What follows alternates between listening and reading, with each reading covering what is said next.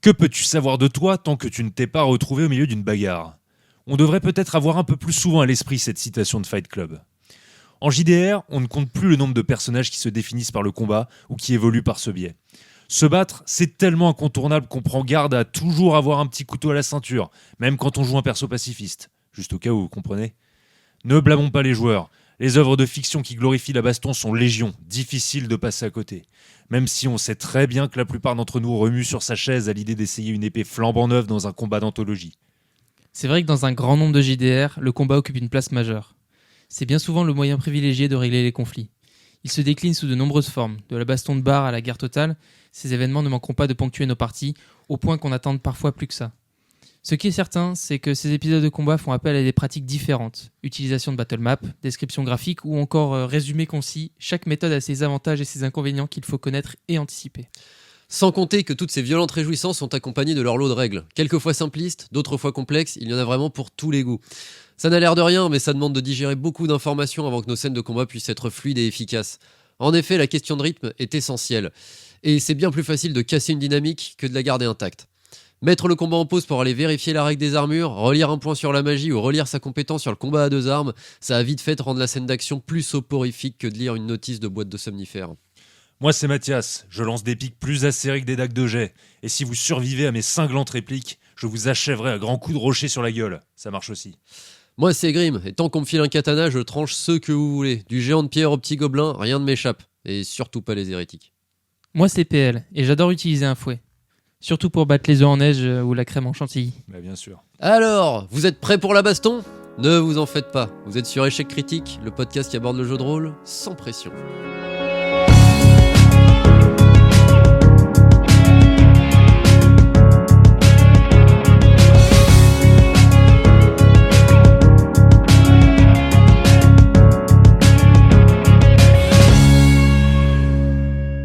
Aujourd'hui, échec critique sur la bagarre, la baston, la castagne, le pugilat. Nos avis, nos réflexions, nos expériences, on est là pour vous partager ça. Mais avant, Mathias, est-ce que tu peux nous faire l'encyclopédie du jour ? Bien sûr, avec plaisir. Et aujourd'hui, je vous propose une encyclopédie élaborée avec l'aide des chevaliers des arts et des lettres, afin qu'un peu de vaseline frictionnée adoucisse la rudesse du présent énoncé. MJ, le bien nommé, captive l'assemblée, fier maître du jeu et non ce sien récit, conduit nos amis, fort candis de PJ, en questes et donjons jusqu'à finir crevés. PJ de sien côté prend la route plein d'espoir. C'est le personnage joueur, fort hâté de combattre, afin de devenir le héros de l'histoire, mais finira sûrement pendu le teint bleuâtre. PNJ, quant à lui, servit le spectateur, est personnage non-joueur, assiste le MJ, guide providentiel et bon souffre-douleur, est lui également moins bien vivant qu'Oxy. IRP traite de la présente aventure, de nos personnages et de leurs faits regrettables. HRP concerne la terrible biture des stupides joueurs assis autour de la table. Que dire après ça ? Franchement, Oui, bon. c'était magistral. Majestueux, bah oui. Et La Fontaine peut bien aller... Boire de l'eau, oui. Oui. Nous aussi d'ailleurs. Bon, du coup, je vais commencer par donc pourquoi la bagarre déjà ? Parce que c'est un peu la première question qu'on peut se poser, puisqu'on parle de la bagarre dans le jeu de rôle. Mais pourquoi il y a autant de bagarres dans le jeu de rôle ? Bon, évidemment, le jeu de rôle, maintenant, ça commence à être connu que c'est un dérivé des wargames, donc des jeux de combat de figurines sur plateau. Et évidemment, comme c'est dérivé de ça, on se doute qu'il y a une importance assez capitale qui est mise sur la baston, sur le fait de se cogner, au point qu'on a des systèmes de règles entiers qui sont... Dans un système de règles, on va avoir des chapitres entiers juste sur le fait de se taper dessus et sur comment se taper dessus proprement. Parce que c'est important. Ouais, parce que c'est important. Je citerai juste un article sur les structures de jeu, donc un article de Justin Alexander disponible sur PTGPTB, donc traduit sur PTGPTB. Parce que la bagarre, c'est aussi un autre intérêt en termes de jeu, et quand on crée une histoire et tout ça, et pour justement le temps de jeu. Donc il dit, pour le décomposer d'une manière similaire à l'exploration de donjons, donc l'objectif standard, tuer ou neutraliser vos adversaires. Action par défaut, les frapper.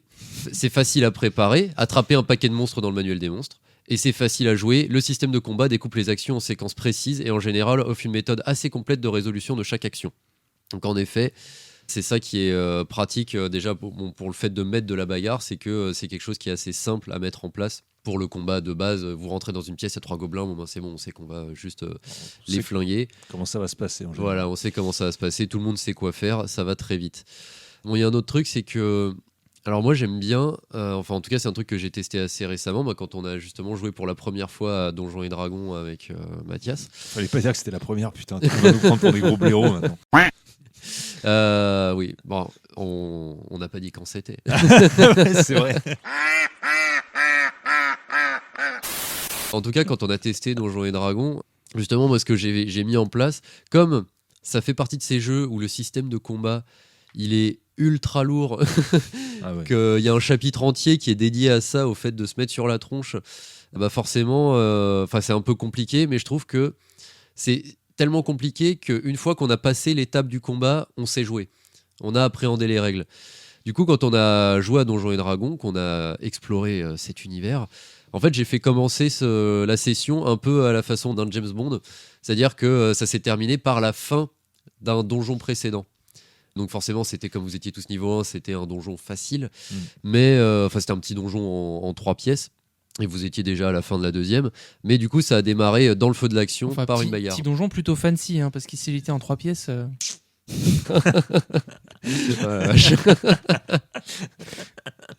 C'est ça, un petit donjon fancy. Mais du coup, ça a permis de vous lancer dans l'action et de pouvoir tester les règles de magie, de combat, etc. Et en fait, une fois qu'on avait passé ça, au moins tout le monde avait les règles en tête, comment se résolvaient les jets de dés et toutes ces choses-là. Je trouve que ça a une fonction assez intéressante. Au-delà de ça, c'est vrai qu'il y a les systèmes, justement, c'est des gros chapitres et c'est souvent très lourd. Il y a juste à prendre la fiche de perso de Warhammer Fantasy V2, encore lui. Mais je trouve que c'est assez parlant parce que dans Donjons et Dragons, c'est la même chose et c'est pas les seuls. En fait, il y a toute une liste de mouvements, donc voilà, je peux prendre ma fiche sur lesquels on peut voir qu'il y a feinte, saut, attaque brutale, attaque puissante, charge, etc. Donc c'est un peu lourd. C'est-à-dire qu'on a plein de possibilités, mais à chaque fois c'est des règles un peu spécifiques, il y a des bonus, des malus, des trucs. C'est dense, ça fait vraiment très tactique, quoi. Ça fait Ouais. beaucoup d'infos à avoir en tête et effectivement, si on reprend le cas de D&D, quand t'es un petit peu novice et que tu connais pas les règles, ça fait beaucoup d'infos. Sachant que la plupart du temps, dans les faits, on s'attarde pas forcément sur tous les détails. On arrange un petit peu le truc pour que ce soit fluide et pour que ce soit pas une purge à chaque fois qu'on fait un combat. Ouais, c'est ça. On y va un peu comme des brutasses. C'est ça, puis souvent c'est vrai que ça dépend de la façon de jouer, mais quand on fait du combat à la battle map, quand on a donc une map avec des cases et tout ça, ce sont souvent des choses qui indiquent du mouvement, c'est-à-dire qu'il y a des sauts, il y a des esquives, des désengagements, des choses comme ça. Et c'est vrai que quand on commence à jouer dans le théâtre de l'esprit, mais ça Mathias tu le développeras plus tard, Ouais. on a moins tendance à utiliser toutes ces choses-là. En tout cas, nous, dans notre façon de jouer, c'est vrai qu'on va moins utiliser, on va pas dire je fais un saut, machin, oui, mais du coup ta capacité de mouvement c'est ça, alors t'es à telle distance. Ouais, c'est-à-dire qu'on le fait d'une façon un peu plus instinctive, moins Ouais. réglée, plus dans le vif du RP, quoi. Mais on en parlera tout à l'heure. Ouais.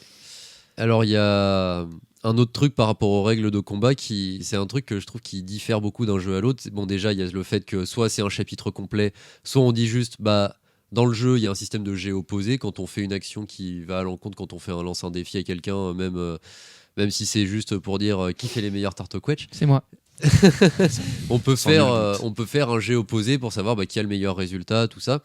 Et ça arrive que le système de combat ce soit juste vous faites un jet opposé mais en force et on se prend pas plus la tête que ça. C'est ça. Et pas besoin d'un chapitre entier.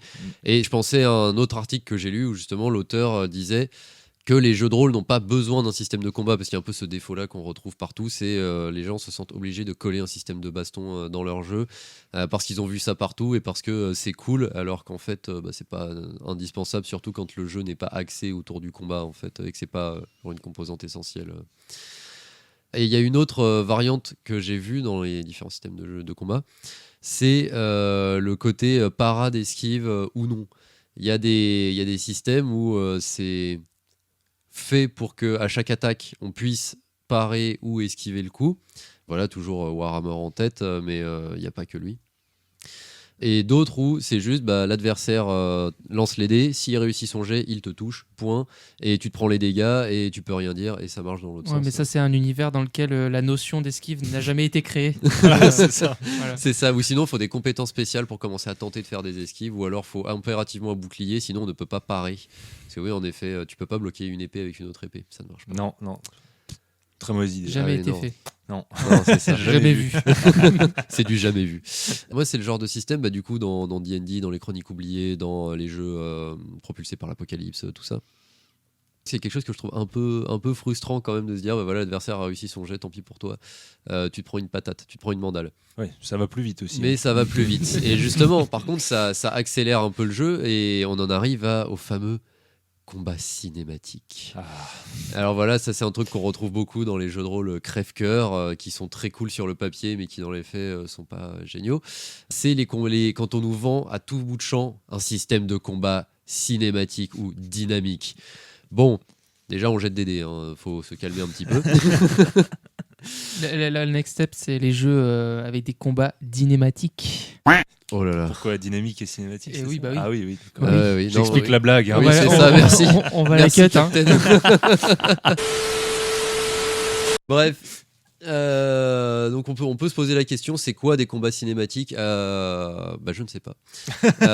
Et je n'ai pas la réponse, mais à première vue, ce serait un truc un peu plus visuel, dynamique, voilà, c'est mouvant. Pour moi, cinématique, c'est qui est dans le mouvement constant. Bon, c'est vrai que c'est un peu difficile parce que ça reste un échange dialogué, donc le mouvement, voilà. Ouais, c'est un combat que tu pourrais vendre à Netflix, quoi, techniquement. Ouais, c'est un peu ça, mais du coup, dans Netflix, dans ta tête, du coup. Ça suppose un peu de rajouter des règles, justement, pour rendre la chose. Alors, si on essaie d'imaginer, parce que, comme dit Grim, on n'a toujours pas compris de quoi il s'agissait, mais si on imagine quelque chose d'un peu visuel, d'un peu décrit, ça peut vite ressembler à des tartines de règles, en mettant des couches sur des couches, des étapes sur des étapes, avec des esquives d'esquives ou des parades de parades de parades. Voilà, c'est ça. Enfin, ça peut vite. Alors que finalement, le système où tu lances les dés, si l'adversaire n'en part pas aussi, tu lances les dés, si tu réussis ton jet de dés, tu mets une mandale. Finalement, c'est peut-être ça le système le plus dynamique qui existe. Parce que ça va vite, il n'y a qu'un seul jet et au moins ça peut se dérouler rapidement, justement. C'est vrai. Parce que c'est ça ce qui parfois peut être lourd, mais ça, pareil, PL, tu parleras du rythme dans les bastons. Mm-hmm. Mais peut y avoir par moment des enchaînements de jet de dés au point qu'on on a un peu la flemme et on arrête de faire des descriptions. Et on arrête carrément le JDR. Ouais, c'est ça, on laisse tomber en fait. Oh, j'ai arrêté, trop de dés. D'ailleurs, j'ai plus de place dans les tiroirs, à chaque fois j'en rachetais. D'ailleurs, Snow, qui était présent pour l'entretien 3 fois forgé, m'a raconté que une de ses connaissances avait débuté le jeu de rôle récemment, donc il joue uniquement à distance, et en fait, il fait que des combats. Enfin, les sessions auxquelles ils participent, en fait, ils font que de la baston. Ils sont dans un donjon, ils tapent des trucs et il n'y a pas trop de dimension roleplay et tout. Et c'est vrai que c'est un petit peu perturbant. Lui, quand il a entendu ça, il a fait mais du coup, vous dialoguez entre vos persos et tout. Ah non, on bute des trucs. Et tu dis ah. Ouais, en gros, les mecs, ils avaient pas la thune pour s'acheter un abonnement WoW et donc. Voilà, ça donne un peu cette impression quand même.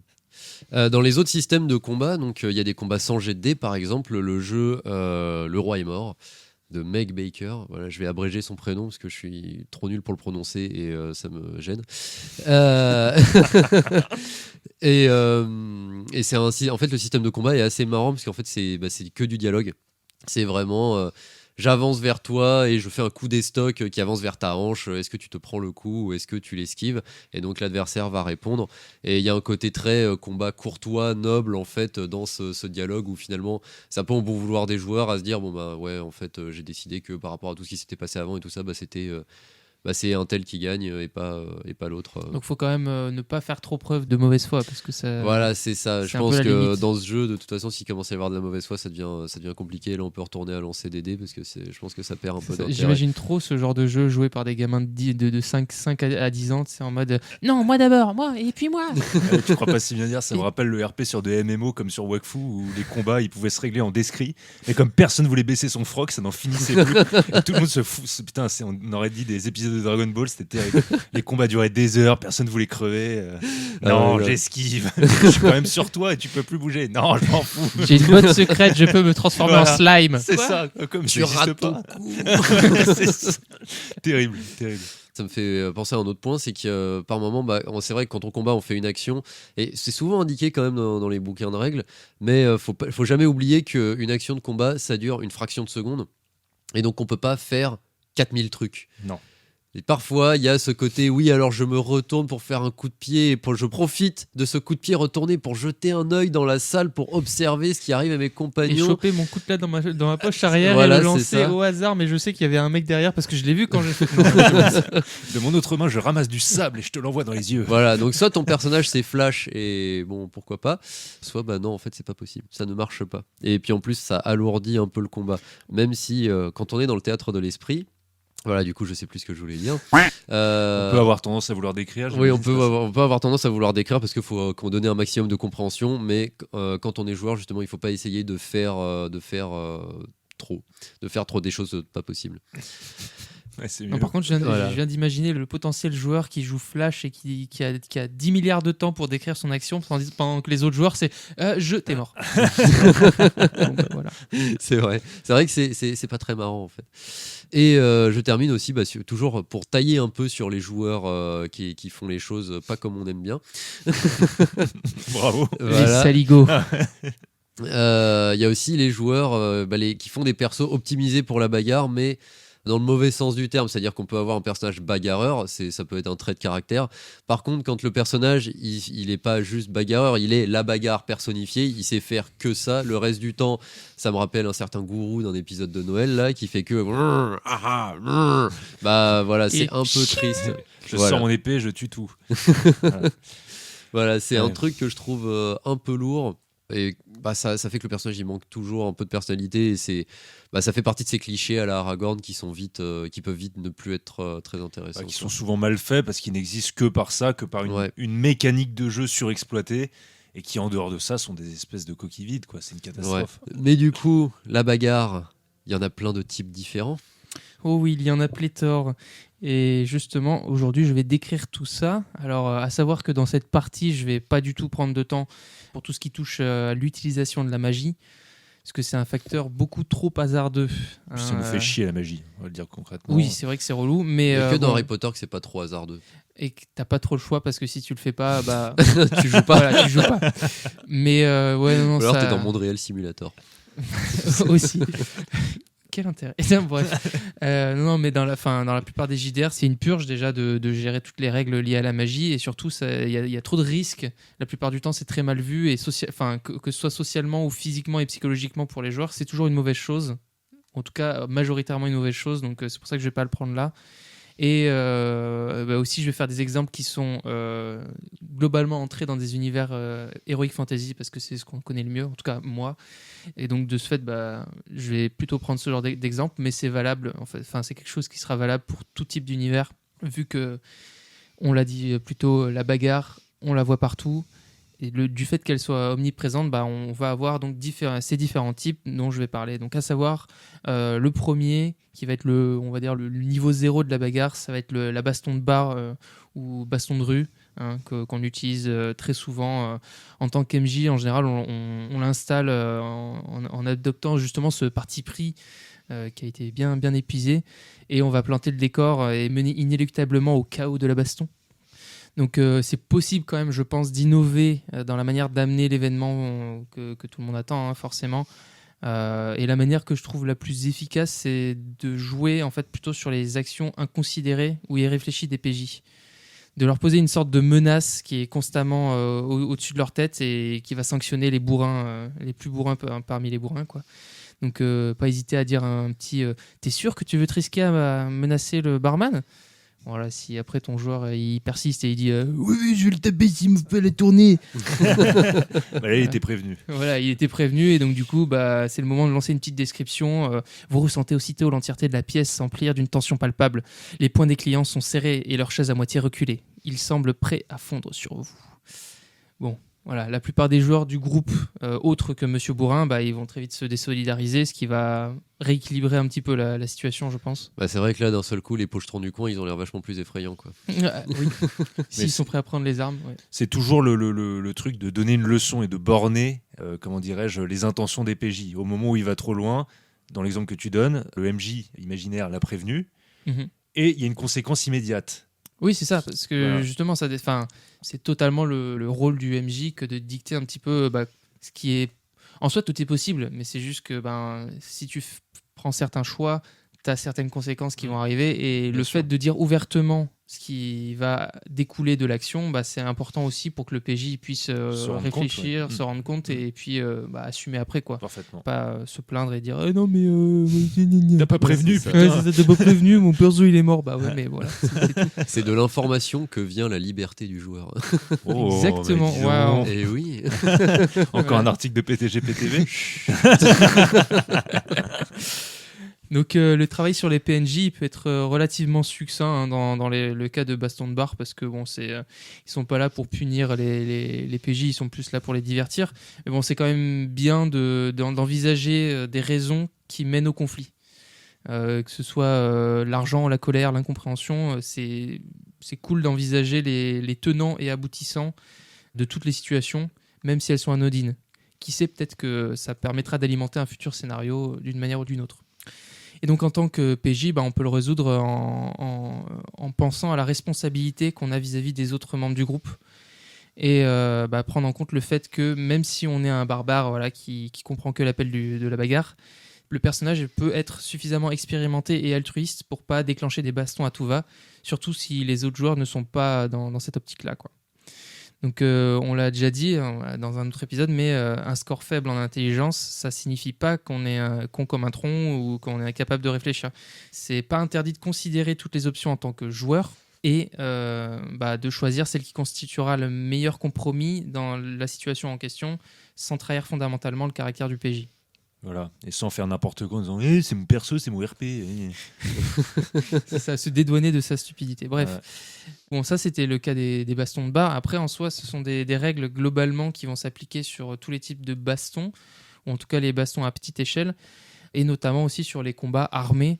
Là, les choix du MJ dans ces cas-là, ils sont assez multiples, on va dire, par rapport aux divers embranchements du scénario. Donc du simple larcin au duel pour recouvrer un honneur bafoué ou en passant par des événements du style embuscade ou autre, c'est possible d'installer des scènes de combat armés qui vont être résolues bêtement ou qui vont amener vers une mort certaine et assez spectaculaire, pourquoi pas. Mais je pense que c'est important de travailler sur le cadre et la subtilité de mise en place pour rendre la scène marquante et réfléchir à l'impact qu'on veut que les PNJ aient sur les PJ et inversement. Parce que là, on avance d'un pas encore dans l'échelle, dans la létalité. Ouais, c'est ça. L'échelle, elle se traduit par le nombre de personnes qui sont incluses dans l'histoire, mais aussi effectivement par les conséquences que vont avoir ces situations. Et forcément, plus le nombre de personnes est présent et important, plus les risques de retomber sont gros, et plus les armes sont létales, Plus les conséquences sont définitives. Ouais, c'est complètement ça. Comme je disais juste avant, un simple malfrat dans ces cas-là peut devenir potentiellement un antagoniste important suivant ce qu'on décide d'en faire, tout comme un opposant réclamant un duel jugé par les dieux ou je sais quelle connerie peut se révéler être le pire des nuls. La décision, elle revient au MJ et justement, ça dépendra clairement de la volonté qu'il a vis-à-vis de son scénario et de l'avancement global de son histoire. Et bon, il ne faut pas oublier qu'il y a un petit peu les dés aussi qui jouent là-dedans. Je rajouterais aussi que le MJ ne doit pas hésiter à faire comprendre au PJ dans quelle situation il se fourre. Pareil que tout à l'heure, en fait, c'est très important d'informer le PJ et notamment quand les conséquences vont être d'autant plus dramatiques. Voilà, on peut dire vous êtes en nette infériorité numérique, vous sentez que c'est très probablement la mort, la fuite ou la reddition. C'est un cas qui exige une explication et qui sera résolu seulement quand le PJ ou en tout cas le joueur comprendra ce qu'il attend, ce qu'il risque. Ouais. Voilà, je suis d'accord. Ça. Quitte à être grossier, vaut mieux toujours prendre cette petite précaution qui mange pas de pain, de prévenir ou de clarifier le contexte. Si jamais on avait encore un courageux pour penser qu'il peut tenir un couloir tout seul contre une horde de mecs qui le chargent. Ça rappelle quelque chose. C'est pas mal de laisser entrevoir peut-être un peu plus, même grossièrement, les conséquences à venir d'un entêtement ou d'un acharnement un petit peu trop buté bas du front, quoi. Ouais, c'est ça. Et ça, c'est bon, valable pour le MJ, mais du côté du PJ, je pense que c'est important de comprendre l'intention que veut donner le MJ à la situation. Être réceptif à l'ambiance voulue de l'événement. On ne veut pas fuir un potentiel gain d'XP, parce qu'on est là pour ça aussi, mais ni s'acharner sur des adversaires qui sont purement scénaristiques. Mais bien évaluer les répercussions d'une altercation, c'est un atout quant à la survie et l'évolution du personnage, mais aussi un cadeau qu'on fait au MJ vis-à-vis de l'avancement du scénario. Merci de ne pas avoir tout niqué. Ouais, c'est ça. C'est gentil. Globalement, c'est ce qu'on pourrait dire à la fin de la session. Bon, ensuite, j'en arrive au fameux tournoi qu'on a tous et toutes vécu au moins une fois dans notre vie de joueur. Ou de lecteur de manga. Oui, ou de lecteur de shonen, effectivement. Donc, là, dans ces cas-là, il y a vraiment plusieurs façons d'inciter les PJ à participer à un tournoi, qu'il soit officiel ou clandestin. Ça peut être donc une demande officielle d'une figure importante de l'univers choisi. Bon, ça peut être justifié par, une bonne réputation du PJ ou du groupe de PJ. Après, ça peut être aussi motivé par l'appât du gain. J'en sais rien, tu vois, le contractant, il peut vouloir miser sur la victoire ou la défaite du dit PJ ou du groupe de PJ, et puis voilà, c'est lancé. Je pense qu'il y a une manière assez on va dire facile et logique finalement, c'est d'envisager la possibilité que la récompense en cas de victoire du tournoi, ce soit l'objet d'une quête secondaire ou même de la quête principale. Et donc là, à ce moment-là, les PJ comprendront, enfin les joueurs et les PJ comprendront que c'est là qu'il faut être, that's the place to be. Et voilà, ça évite de dire en fait je voulais que vous participiez à ce tournoi, alors j'ai foutu l'objet là, quelle coïncidence quoi. Ouais, c'est sûr. C'est juste rendre les choses claires en mettant en place un événement quoi. Ça me fait penser que dans ce genre de prétexte, nous on avait eu dans la campagne où on jouait 4 méchants, on avait eu un objet intéressant, enfin un objet de la quête en gros qui était la récompense d'un tournoi, mais c'était un tournoi qui n'était pas fait pour qu'on y participe. Ouais. Mais par contre c'était fait pour qu'il y ait un événement autour duquel on gravite en fait. Du Et coup, c'était qu'on profite de cet événement pour... C'est ça. Du coup, c'était plutôt intelligent. Mais oui, c'était plutôt L'événement, le intelligent. tournoi en question, c'était une rencontre facultative, très codifiée, théoriquement non létale, puisque c'est pas la vocation de ce type d'événement-là. Mais du coup, c'était bien fait, ouais. C'était organisé autour. Ouais, c'est vrai que ça peut être intéressant aussi de juste d'être témoin de la chose et de se dire ok, on a un objectif par là, mais on va penser autrement. Ouais, c'est ça. Que en jouant le tournoi à la loyale ou en participant activement au truc, Yes. essayons de contourner. Ouais, mais justement, c'est le point sur lequel j'allais arriver. Ah ouais, désolé. Non, c'est pas de souci, mais donc pour la résolution de ce type d'événement, donc de tournoi en tant que PJ, c'est tout l'enjeu, il va être dans la manière justement d'arriver à nos fins vis-à-vis de cet événement-là. Le plus simple, le plus logique, on va dire le plus terre à terre, c'est participer au tournoi, se bastonner et gagner, ou perdre si on est vraiment pas ouf, mais je pense que les choix qui s'offrent aux PJ sont orientés, ils sont orientés, mais jamais limités dans ces cas-là, parce que tout réside dans la façon dont on va le faire, donc dont on va arriver au but fixé. La négociation, elle fait partie intégrante de ces phases de jeu. Hein. Ce serait dommage de se résoudre simplement à taper, comme je l'ai dit. Là, il y a plein de possibilités autres que la négociation. Enfin, on peut ruser, on peut parler aussi de la préparation du tournoi. Finalement, c'est aussi une phase importante. Les fameuses 5-6 heures à faire du shopping, voilà, tout ça, c'est... Ça joue. Non, puis c'est vrai que que quand on veut juste aller taper, ça veut dire qu'on mise en grande partie sur notre chance au dé aussi. Ouais, Aussi. c'est ça, ouais. Et enfin, Ou l'équipement, même s'il y a ou- les caractéristiques du personnage et tout ça, mais il faut avoir sacrément confiance en soi quand même, généralement. Pour considérer que c'est la voie, en tout cas l'unique voie ou la voie la plus souhaitable. Après, ça dépend des jeux, hein, encore une non, fois. c'est qu'on a tout mis Oui, en ça force. dépend des jeux et C'est tout. ça dépend des jeux et des personnages, mais Ouais, c'est ouais. vrai que... Bon, voilà. Soyez créatifs. C'est quand tu as plus de 70 en force, endurance et agilité. Bon, là, c'est bon, tu te dis, je crois que c'est mon créneau. Quoi. Mais je suis bon qu'à ça, C'est putain, ça, j'y en peux fait. rien. Je suis un bourrin, qu'est-ce que vous voulez que j'y fasse? Bon, eh bien, je finirai, on va dire, sur tout ce qui est combat à la première personne, mais avec une échelle un peu supérieure. Ça va être la guerre totale, ce que j'ai nommé Total War, parce que je suis anglophile, lol. Donc, Ah, c'est pas par rapport à la série de jeux? si, tout à fait. Alors, ce cas de figure-là, il est très intéressant de mon point de vue, parce que c'est le plus exigeant, je pense, en termes de préparation, aussi bien pour les MJ que les PJ. L'importance du lore, elle est vraiment fondamentale pour mettre en place une guerre crédible. Parce que les enjeux, ils sont multiples et c'est important de justifier chaque situation et de l'adapter à l'objectif souhaité. Objectif qui doit, d'ailleurs, je pense, transcender la simple implication des PJ. Par exemple, une guerre économique, elle peut être tournée autour de l'obtention d'une ressource rare. Donc, on va dire une ressource précieuse rare, ça peut être un minerai, par exemple. Peut-être se dire qu'il n'est exploitable qu'à un endroit spécifique d'un continent, une zone frontalière disputée par 2 forces militaires écrasantes. Les rôles que peuvent endosser les PJ seront liés à l'obtention directe ou indirecte de la dite ressource. Donc, diriger un groupe de travailleurs de façon clandestine pour récupérer l'objet de convoitise. Ça peut être, protéger un convoi d'éventuelles attaques ennemies ou saboter la chaîne d'exploitation adverse, effectuer une mission d'assassinat sur un dirigeant de la faction opposée. Il y a vraiment plein de possibilités. Et dans ce cas-là, l'abondance d'informations dont on parlait avant, elle est vraiment cruciale pour apporter de la cohérence à tout ça. Je le répète, pour moi, ce cas de figure, il nécessite des enjeux bien plus grands que le simple fait de gagner ou non. Ça doit impliquer des changements dans la géopolitique de l'univers dans lequel ils évoluent, les personnages. C'est ça, on est sur quelque chose à grande échelle, donc forcément ça impacte plus que juste les personnages et ça impacte tout l'environnement. Donc, c'est ça. Le scénario, globalement, se dire qu'on a une ligne directrice dans le scénario de base, peut-être en fonction de comment s'est résolu l'événement qu'on a essayé de mettre en place avec les PJ. Peut-être que cette résolution-là, elle va changer le scénario fondamentalement parce que, en fait, ça partait du principe que, ces 2 royaumes-là étaient en paix et finalement, c'est plus le cas. Donc, c'est une façon d'envisager les choses. Avant de passer sur la dernière partie, je ferai juste un petit passage sur ce qu'on appelle communément le combat d'infirme ou la bagarre infinie. Donc c'est ce fameux combat qu'on fait contre un clodo qui pue et qu'on n'arrive pas à toucher parce que on ne sait pas pourquoi, on a de la chance, on n'a pas de chance, il a de la chance, on n'en a pas, enfin bref. Tout ça cumulé, en tout cas, c'est l'ennemi même du rôliste, je pense.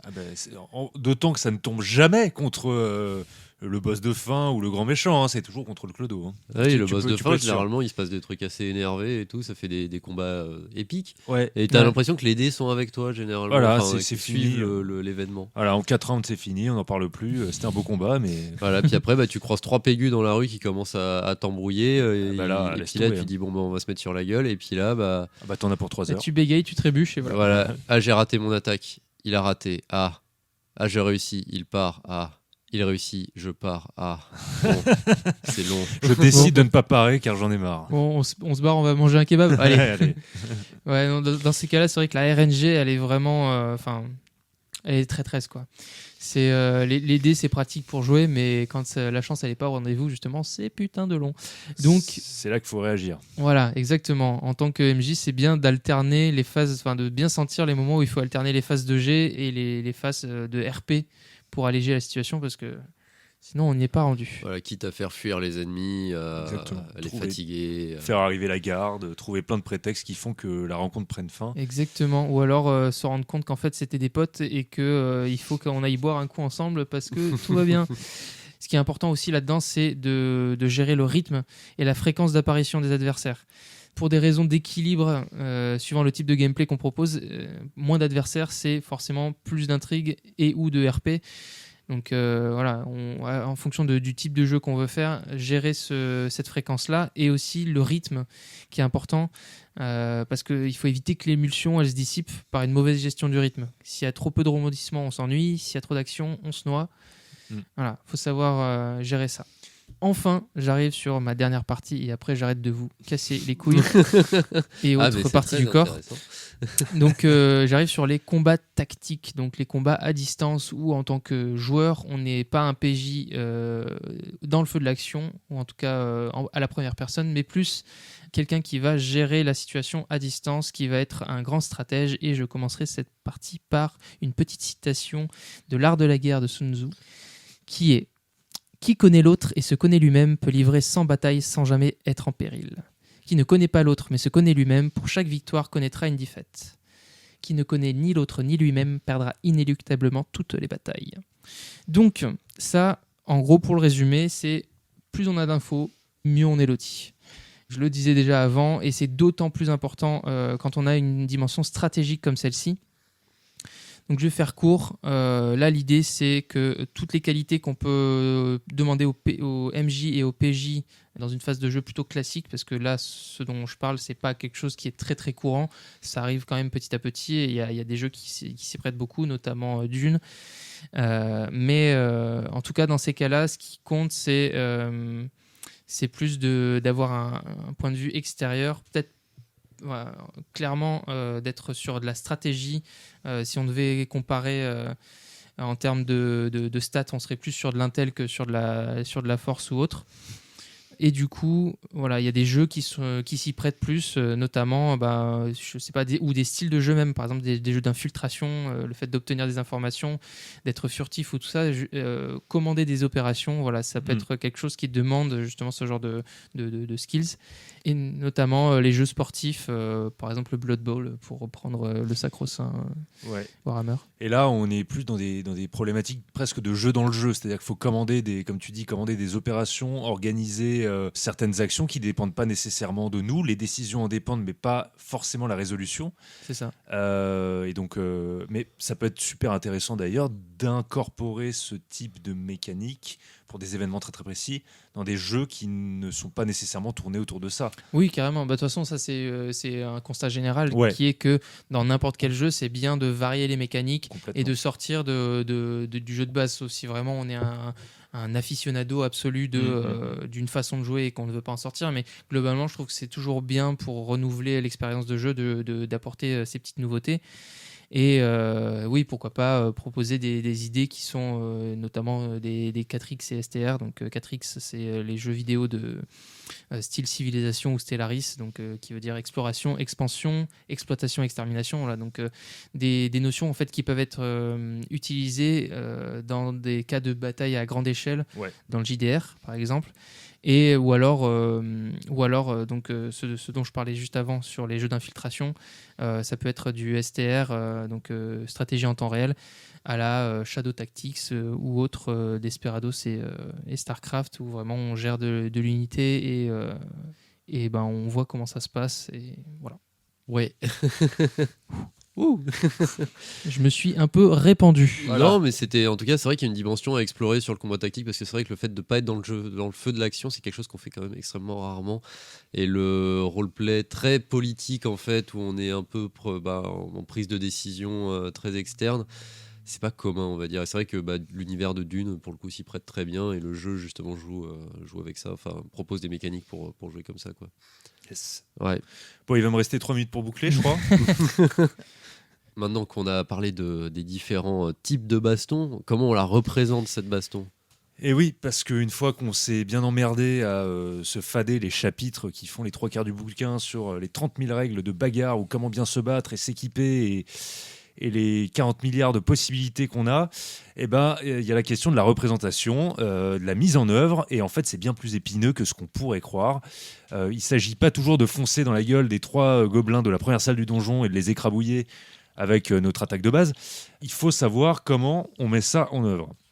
Et en fait c'est conditionné quand même par de nombreux critères, tels que ses préférences, ses habitudes, mais aussi ses capacités d'immersion et d'imagination. Et comment parler de la bagarre sans parler des battle maps que j'adore, vous le savez, c'est absolument mon goût. Mais oui, tout à fait. C'est bien connu. Non, je déteste ça, mais j'ai réalisé quand même qu'il y a un nombre important de joueurs s'en servaient. Pas sans cervelle. C'est bien toi, j'ai bien dit, s'en servait. Et que donc ça occupait tout de même une place importante à la fois dans les habitudes et dans les goûts de nombreux rôlistes, donc on doit en parler. Évidemment, je ne me suis pas risqué à écrire et à parler d'une partie sur les battle maps sans me renseigner un minimum. D'ailleurs, je vous conseille de faire pareil. Quand vous connaissez rien à un sujet, parlez-en avec des gens qui s'y connaissent, vous risqueriez d'apprendre des trucs. En l'occurrence, j'ai appris plein de trucs sur les battle maps. Intéressant. Bon, déjà, qu'est-ce que c'est qu'une battle map ? Donc, littéralement, ça veut dire carte de bataille.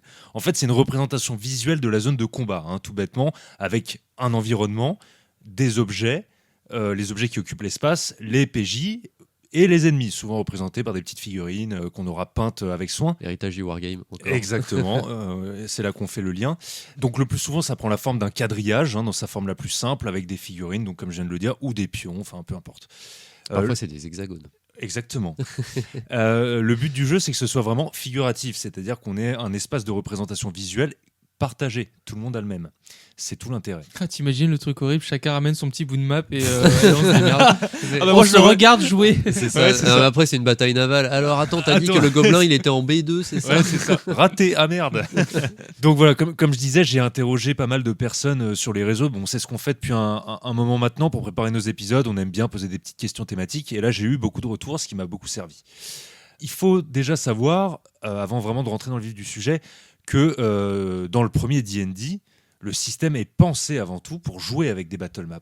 Bien qu'il permette aussi de jouer sans, au départ, c'est prévu pour la battle map.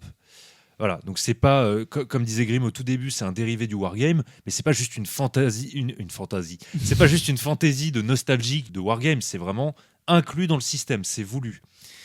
Donc parmi les arguments que j'ai pu recenser en faveur des battle maps, il y a déjà l'évident argument de la clarté. Tout le monde voit la même chose, et ça c'est quand même vachement pratique. Peu importe si on aime ça ou si on n'aime pas ça, on est obligé d'être d'accord avec ça.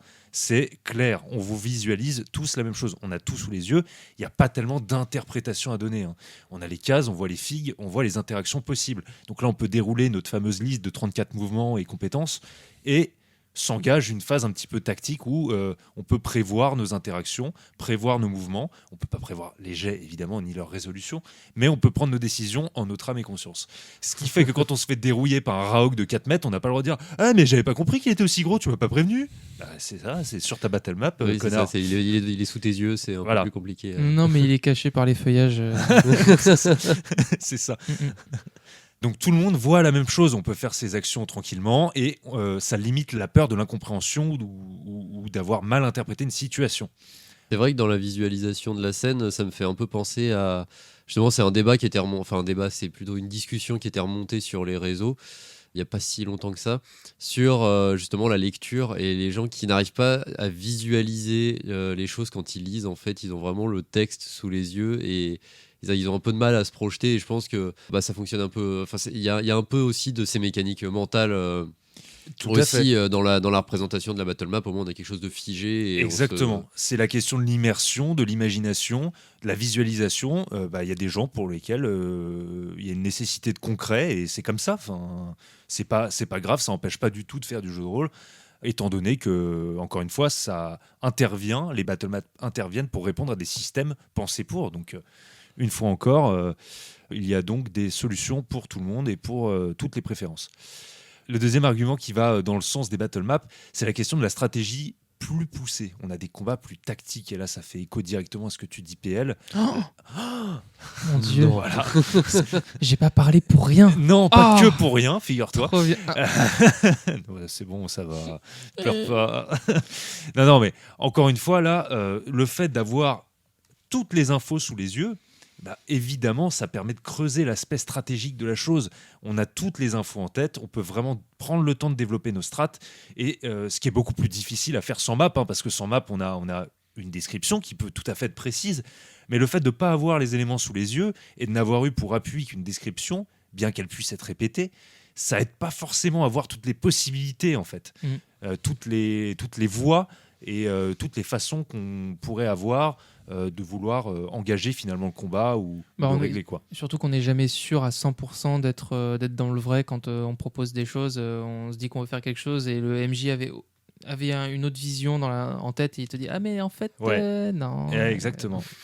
Là, encore une fois, pas de coup en traître. Je veux dire, tout est là. Donc il n'y a pas d'obstacle de cet ordre-là, pas d'obstacles mentaux. C'est plutôt des vestes, non? Des vestes, quoi? Des obstacles mentaux. C'est plutôt des... C'est plutôt des vestes.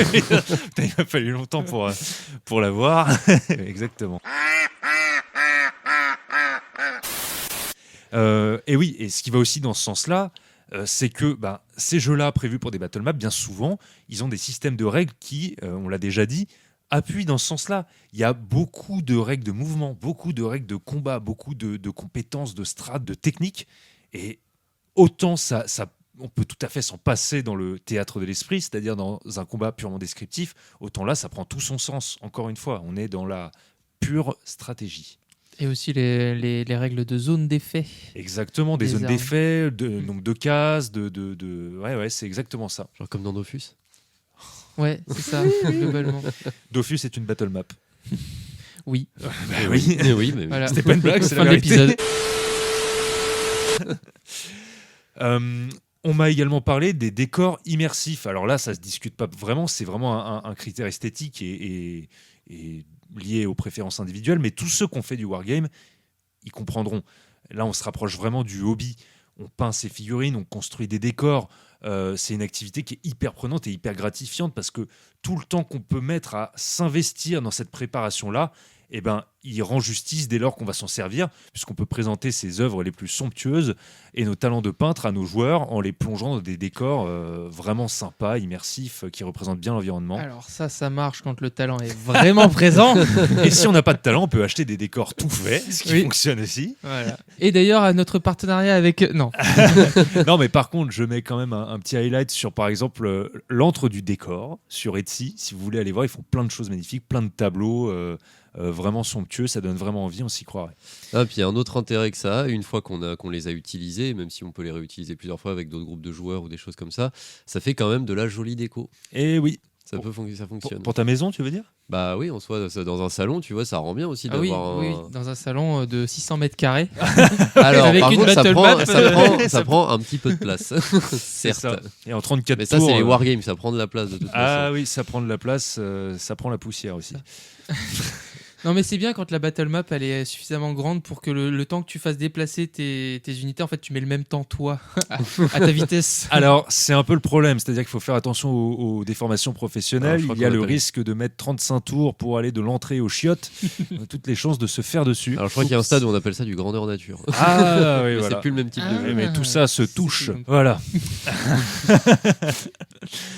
On parle également du fait que les battle maps et tous ces décors qu'on peut y mettre, ces figurines, eh ben, c'est vrai, c'est une alternative à la description. C'est ressorti encore une fois plusieurs fois dans les commentaires et c'est pas bête du tout.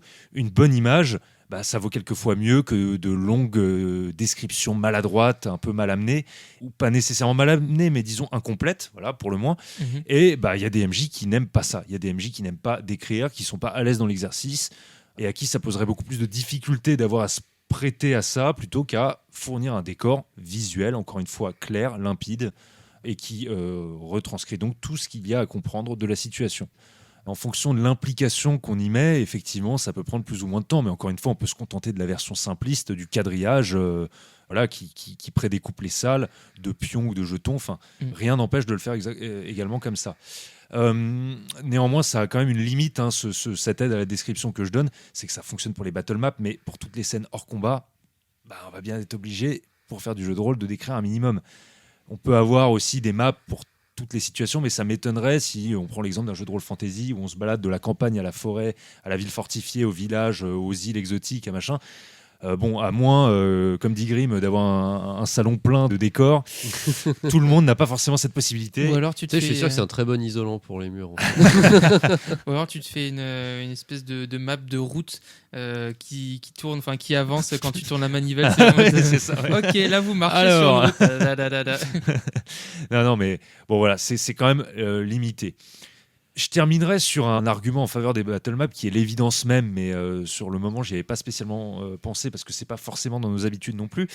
Mais on m'a parlé aussi des VTT. Alors d'abord, je me suis demandé, mais pourquoi est-ce qu'ils me parlent de vélo, ces cons-là, c'est quoi le rapport? Et puis, bah, pour les ignares comme moi, sachez que VTT veut dire Virtual Tabletop, donc table virtuelle. Et tous ceux qui ont déjà joué à distance, notamment pendant le confinement, hein, le hobby s'est développé un peu comme ça, via Discord ou quoi, tout le monde le sait, là, la tension, elle dérive. Et c'est terrible, ça n'a rien à voir avec le fait d'être physiquement présent tous autour d'une table ou quoi. Là, la tentation de faire une partie de Magic Arena à côté, elle est grande. Elle est grande, la tentation est grande, je dois dire. Ouais, chacun le sien. Toi, c'est Magic Arena. Là, je crois qu'on a un petit Axiom Verge. Non, ça dépend. Moi, je lançais des émulateurs NES parce qu'au moins, ça affichait pas la notif est en train de jouer tu sais, sur Discord. Ah, le traître. le bon bail. Non, mais c'est vrai qu'on dérive vite entre les petits temps de latence, les problèmes de micro, de cam, de réseau, tout ce que vous voulez, et même le support qui fait que c'est quelque part beaucoup moins immédiat, beaucoup moins, j'allais dire charnel, mais... Ouais, alors, on en est peut-être Ah oui, pas c'est là. vrai, peut-être pas là non plus. Chacun sa version du ouais, JDR. voilà. hein. Non, non, mais un peu comme nous, quand on fait nos répètes ou quand on discute podcast à distance, bah, c'est jamais la même chose que de le faire en vrai. Hein. Bon, bah là, c'est un peu pareil. Bon, évidemment, là, les battle maps sont de rigueur, c'est même quasiment indispensable. Et là, c'est pas les supports qui manquent. Hein. On va parler du plus célèbre, de Roll20, qui est une plateforme qui permet de construire ses battle maps avec ses tokens, ses décors, ses fonds et tout. Tout ça pour dire que les supports visuels à distance, honnêtement, je pense que c'est nécessaire. Il y a juste un truc qu'on n'a pas ajouté sur les battle maps, au-delà de toute l'utilité et de l'intérêt que ça peut avoir. Il y a un défaut, et je crois que le premier qu'il a soulevé dans les réponses qu'on a vues, c'était Airwick. D'ailleurs, voilà, coucou, parce qu'on sait que. Salut Erwick. Salut Airwick. On sait que tu nous écoutes. On sait que tu nous écoutes. Voilà, Airwick, donc, qui est auteur des jeux Étoile JDR et Super Six, et qui a une chaîne, le jeu de rôle pour les nuls.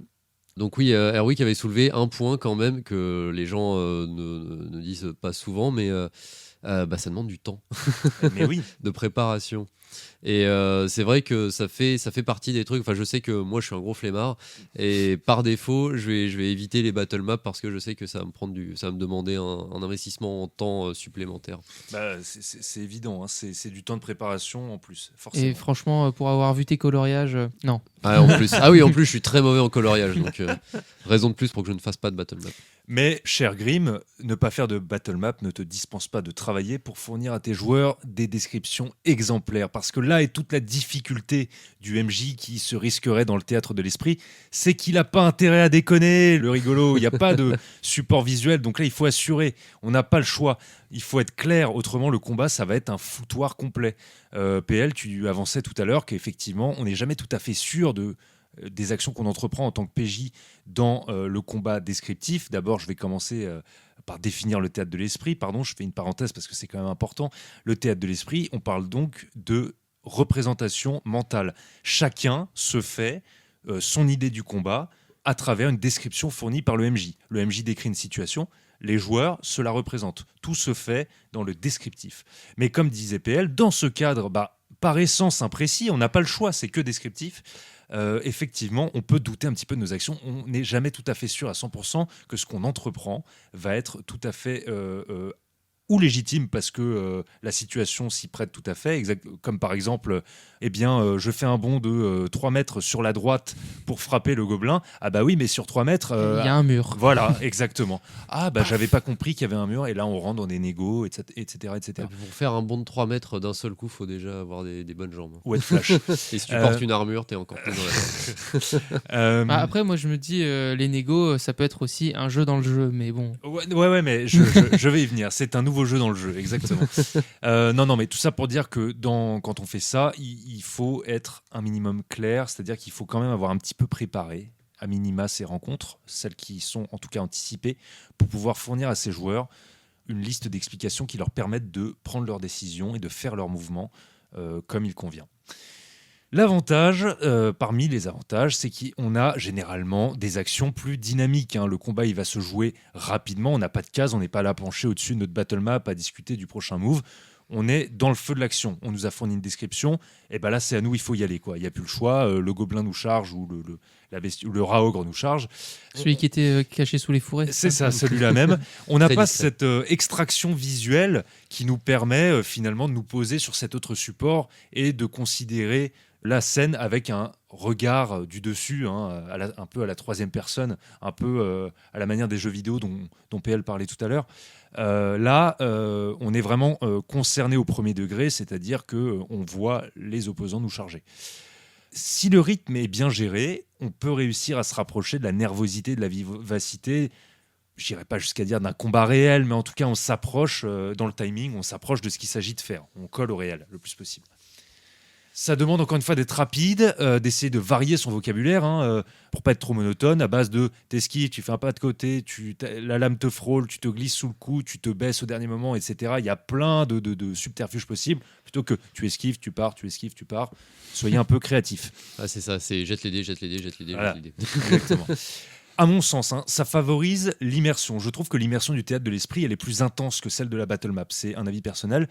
Mais c'est aussi par là même le défaut par rapport à la battle map. C'est que là, encore une fois, il faut un MJ efficace dans ses descriptions et des joueurs qui se sentent suffisamment concernés, qui sont suffisamment attentifs, qui ont une capacité d'immersion suffisamment intense pour produire quelque chose de... C'est justement ce que j'allais dire, c'est que l'immersion, elle est liée aussi au taux d'implication des joueurs, bien sûr. du MJ forcément, mais plus l'implication est grande et plus l'immersion est possible. C'est valable comme n'importe quel support, un bouquin, plus tu te mets dans l'histoire, plus tu le lis avec intensité et plus tu es... Exactement, c'est exactement ça. C'est vrai que dans les problèmes d'immersion, d'attention surtout, on avait eu un joueur qui s'est retrouvé à avancer tranquillement vers une chauve-souris géante qui était en train de nous charger parce qu'il n'avait pas compris qu'il y avait une chauve-souris géante qui était en train de nous charger. Voilà. Alors, et en l'occurrence, c'était pas la faute du MJ parce que c'était moi. Non mais je te crois. Non, j'avais été suffisamment clair dans ma description. Tu me corriges si je dis n'importe quoi. Non, parce que moi j'étais en train de fuir. Comme tout le monde autour de la table, sauf lui qui écoutait pas en fait, qui avait décroché. Ce qui peut arriver, c'est pas grave, mais en l'occurrence là, ça a pété tout le délire. Donc le MJ doit créer les conditions idéales. Il doit créer une représentation en décrivant les adversaires et leurs actions. C'est plus long que de montrer une figurine, évidemment, et c'est là où il faut faire attention aux longueurs. Il faut donner des infos précises, ajouter un peu de style si on veut pour rendre la scène un petit peu flamboyante, mais pas en faire des tartines, ça sert à rien. Donner une idée du nombre d'ennemis, de l'environnement, est-ce qu'il y a de la fumée, est-ce que la visibilité est réduite, est-ce qu'il y a des conditions climatiques, météorologiques et environnementales particulières, quelles armes portent les ennemis, ce genre de détails qui ont leur importance. Est-ce que la gravitation est à 1.0 G ou à 1.2 ? Ça change beaucoup. Ça change tout le combat. Ça change énormément. En fait, tout ce qui a un impact dans les décisions des joueurs et dans la continuité du combat, c'est important. Il faut porter ces informations à la connaissance des joueurs. Surtout le niveau de gravité. Oui, parce que c'est très grave. Ouais. Et puis voilà, il y a aussi plein de joueurs qui adorent et qui se plaisent à imaginer la scène et la situation, se la représenter à leur façon et pas d'avoir une représentation qui est complètement imposée avec des figues de gobelins hyper mal peintes avec des yeux qui font de merde aux autres. Voilà. Ouais, c'est comme ça que tu te retrouves avec des mecs qui font câlin à une chauve-souris géante, quoi. Ah bah typiquement. Parce que la figurine était mal peinte. C'est ça. Oui. Le vrai risque. Je vais la réconforter. La pauvre chauve-souris. Le con. Il a rien compris. Ta vie devait pas être facile. Ah ouais, ma pauvre. Le lycée, ça devait être fou. Alors, le vrai risque avec le théâtre de l'esprit, mais c'est un risque consenti encore une fois, c'est d'accepter qu'une description elle ne peut pas rendre parfaitement compte d'une situation. Et comme c'est une imperfection inhérente, il faut, par là même, s'adapter. Pas hésiter en tant que MJ à répéter. Ça aussi, c'est dans un article de PTG-PTB que je cite, sur le théâtre de l'esprit versus la battle map. Ne pas hésiter à répéter ses descriptions plusieurs fois. Ne pas hésiter à mettre les joueurs en garde. PL le disait encore tout à l'heure. Faire entrevoir les conséquences des actions entreprises par les joueurs, notamment si elles sont prises, si les décisions en question sont prises parce que, manifestement, les joueurs ont mal compris. On ne peut pas donner tous les détails, ça flinguerait le rythme, mais il faut essayer de donner ces infos de base. Voilà. Ou alors tu sais que c'est le moment de changer de joueur. par exemple. Encore une fois, ça peut arriver fréquemment que les joueurs interprètent différemment les choses par rapport au tableau qu'on livre. Et pareil, si dans une scène, quelque chose est plausible, alors c'est possible, c'est mon adage. Dans l'article de PTG-PTB en question, il parlait d'une scène de baston dans une pizzeria. Et un joueur dit est-ce que je peux attraper une roulette à pizza ? Comme c'est plausible, il n'y a pas tellement de raison d'emmerder le joueur, dire non, j'ai pas dit qu'il y avait une roulette à pizza de dispo, tu ne peux pas en prendre. Je pense que dans toute situation, si c'est plausible, il n'y a pas de raison de l'en empêcher, sauf si c'est abusé. Ouais, ou sinon c'est une pizzeria très bizarre et qui n'a pas de roulette à pizza et où tout le monde coupe ça au ciseau ou je ne sais quoi. Là, non, dans cette pizzeria, il n'y a pas de couvert. Tout le monde coupe sa pizza au doigt. Voilà. Ouais, plié. Ouais, comme un vrai bonhomme. Non mais voilà, il faut s'arranger et tu parles. Il est con. Je sais pas si c'est le plus bizarre entre le comme un vrai bonhomme et le il est con.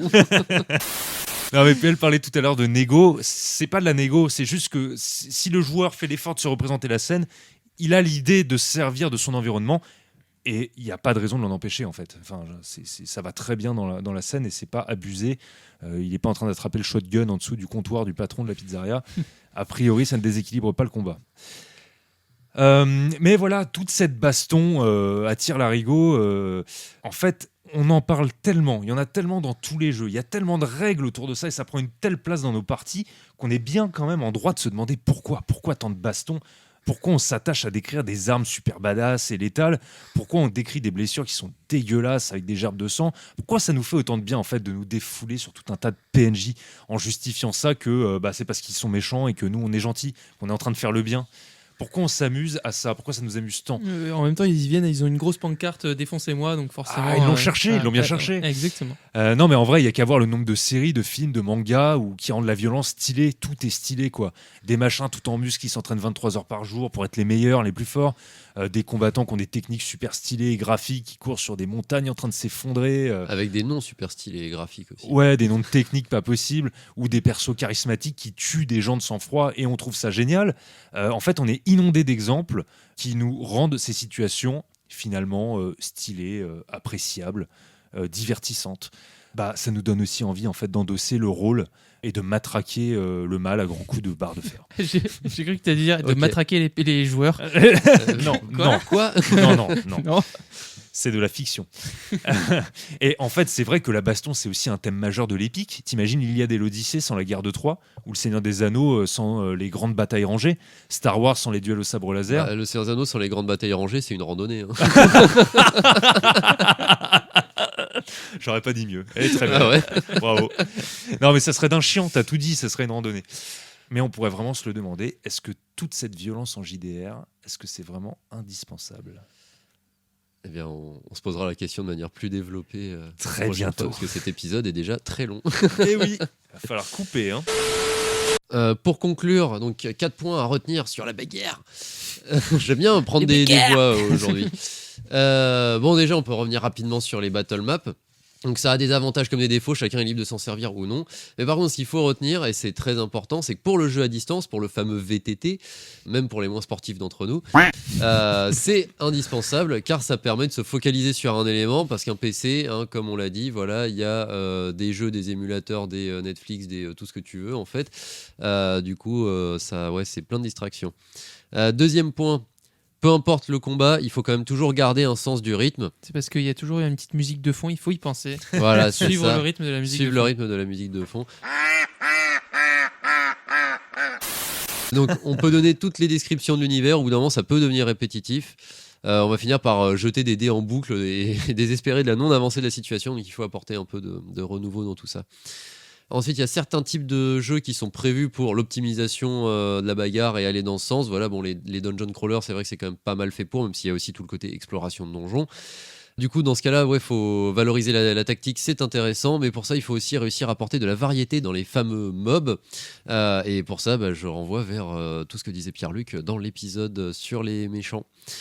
Et enfin, le perso qui pense qu'à la bagarre, c'est quand même parfois un peu réducteur. Ça peut fonctionner dans un dungeon crawler ou de la fantasy parodique, jusqu'à une certaine limite, mais au-delà, ça peut devenir carrément chiant et assez lourd. Bon, vous avez vu l'heure ? Je crois que c'est l'heure des petits tips. Les tips. Vous avez ouvert la boîte de Pandore, le coffre au trésor, enfin un contenant quelconque. Et vous venez de tomber sur nos conseils, plus ou moins aléatoires, plus ou moins énervés, mais toujours réalisés professionnellement en lien avec le sujet du jour, n'est-ce pas ? Toujours. Carrément. Alors, on commence avec notre culinaire type. Moi, j'ai arrêté d'appeler ça un random type. Hein. Pour une crème à la texture aérée, il faudra d'abord bien réfrigérer, le contenant lui permettant d'être monté, et sans relâche ni faiblir, la fouetter. Stylé. Le mec me vole toutes mes bonnes idées, mais à chaque fois. Ouais, mais ça On reste une verra bonne au idée. prochain épisode qui vole les idées de qui. Ah, alors là, la grande confrontation, ne ratez pas le prochain épisode, on se fout sur la gueule salement. Waouh, ça fait peur. Surtout qu'on verra rien. À l'audio, c'est pas génial. Hein. C'est moi qui fais l'ingé son, je vais gagner. Merde. Ah ouais, putain. Bon, j'arrive avec mon pro type. Alors, le sage dit que la violence ne résout pas tout. Mais si tu lui brises la nuque d'un coup sec, il ne dit plus rien du tout. Oui, effectivement, c'est simple, net, efficace. C'était Voilà. vraiment l'épisode des citations lumineuses. Hein. Il y a C'est pas- vrai. Bon, alors la phrase marrante, c'est vrai que la violence et la bagarre, c'est sympa 5 minutes, mais ce n'est pas une solution universelle. Et ce sera à développer dans un futur épisode. Mais voilà, souvenez-vous qu'il y a d'autres moyens d'affronter l'adversité que de taper. C'est vrai. Et enfin, l'angry type. Ouais. Dans la même veine, ça sert à rien de se jeter dans la mêlée comme un gros débile pour espérer empocher le plus d'XP possible. C'est complètement crétin et ça met en danger la survie de l'équipe. D'abord on pense, ensuite on frappe. Sauf parfois. Parfois, on frappe et on ne pense pas. Exactement. Eh ben, c'est nickel, on est bon? C'est bon. Yes. Alors tout d'abord, on remercie Caramulo pour le logo, Salomé d'Acosta pour les chibis et les bannières et PL pour le générique. Surtout, merci à vous d'avoir pris le temps de nous écouter. Si ça vous a plu, retrouvez-nous sur Deezer, Spotify, Apple Podcasts, Twitter, Facebook et YouTube. Et n'hésitez pas à liker, noter et le plus important, partager et commenter. Ça nous apportera un vrai soutien et on sera ravis d'échanger avec vous. Sur ce, on vous laisse et on vous dit à dans 15 jours pour toujours plus de RP avec Échec Critique. Salut. Salut. Ciao!